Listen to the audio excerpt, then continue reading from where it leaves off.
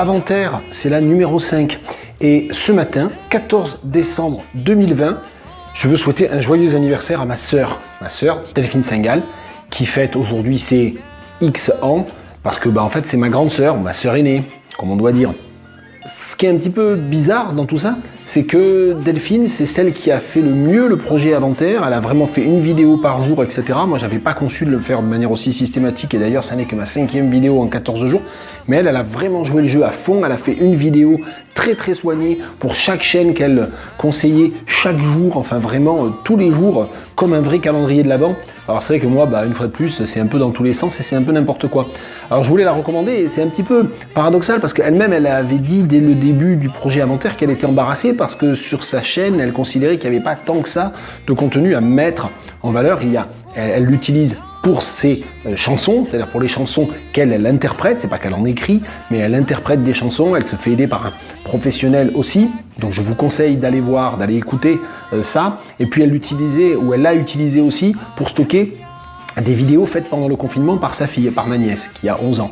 Voilà, donc c'est un petit peu paradoxal, et c'est vrai qu'elle était un petit peu embarrassée elle-même, parce qu'elle n'avait pas forcément envie au départ d'attirer forcément plus de monde que ça sur sa chaîne, et puis finalement je crois qu'elle s'est prise un peu au jeu, et elle a bien aimé le principe même d'Avant-Terre, et le principe même aussi de faire rentrer en dialogue toutes ces différentes chaînes, de conseiller des chaînes qui ont moins d'abonnés que soi. Je vous conseille vraiment d'aller écouter, d'aller voir un petit peu ce qu'il y a, puis parfois elle met des vidéos comme ça qui sont des moments de vie, elle s'en sert un peu comme une sorte de calepin aussi, des jours qui passent, donc je vous conseille de le faire. Je disais que je n'avais pas donné son âge, c'est parce qu'en fait j'avais prévu une vanne, mais je ne sais pas comment la présenter, donc elle va tomber à plat. C'est juste pour dire que je ne vais pas vous dire son âge, mais que c'est ma sœur aînée, et que en fait je ne l'ai jamais fait, mais je pourrais lui répondre « Ok boomer ». Les débographes considéreraient qu'elle appartient à l'ultime génération du baby boom. Et alors que moi, je suis passé juste après le choc pétrolier. Bon, voilà, de toute façon, nos dates de naissance, je crois qu'elles traînent partout, la sienne comme la mienne. Donc c'est pas un énorme mystère. Tout le monde sait que j'ai 58 ans et donc elle en a facilement 60. Je voulais quand même lire un extrait d'un... Alors je fais pas ça d'habitude dans Avant-Terre, comme quoi les mauvaises habitudes sont difficiles à perdre. Je vais vous lire un extrait d'un livre, puisque Delphine m'a génialement parodié ou pastiché, je ne sais pas ce qu'il faut dire, avant-hier dans une vidéo dans laquelle elle a imaginé qu'elle faisait elle-même un « Je range mon bureau ». Donc c'est très drôle, elle a beaucoup imité mes tics et ça m'a bien amusé, ça a bien amusé tout le monde, ça a bien amusé tout le monde dans ma famille aussi. Et je voulais vous lire un extrait de ce livre, Chien et chien de Raymond Queneau, et la raison en est qu'il m'a été offert par ma sœur pour ma fête en 1985, il y a 35 ans. Ça ne nous rajeunit pas. Et puisqu'il est question d'anniversaire, on va faire simple, on va lire le début de Chien et Chien, le début célébrissime de Chien et Chien.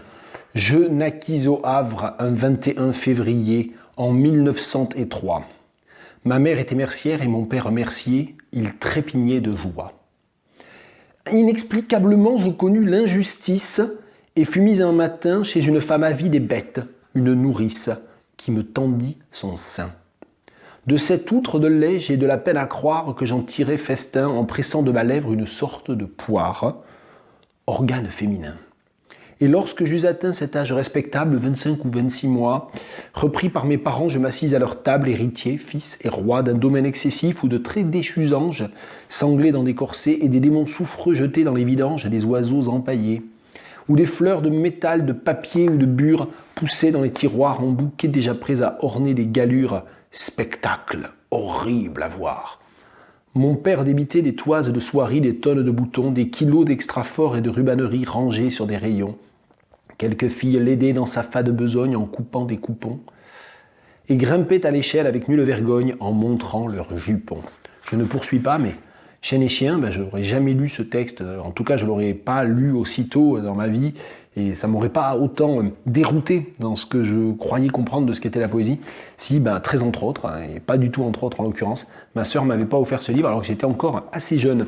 Voilà, Chien et Chien de Raymond Queneau, et puis surtout, je vous mets tous les détails en dessous, allez voir du côté de la chaîne de Delphine. À bientôt.